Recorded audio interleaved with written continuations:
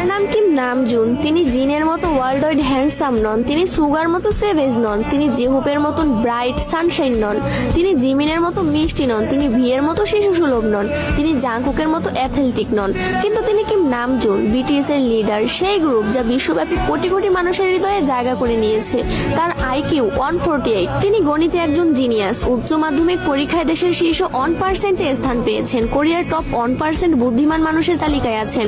কোরিয়ার civil service পরীক্ষায় প্রথম স্থান অর্জনকারী। Test of English for international কমিউনিকেশনে স্কোর 900+।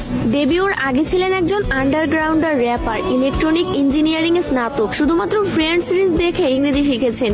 3টি ভাষায় কোরিয়ান, ইংরেজি এবং জাপানিতে দক্ষ। গ্রামি রেকর্ডিং একাডেমির সদস্য, ইউনিসেফ অ্যাম্বাসাডর, জাতিসংঘে বক্তৃতা দিয়েছেন, Samsung ambassador, Big Hit shareholder, কোরিয়ার সাংস্কৃতিক সম্মাননা পদকপ্রাপ্ত, কোরিয়ান মিউজিক কপিরাইট অ্যাসোসিয়েশনের সদস্য যার 160টি ক্রেডিট আছে।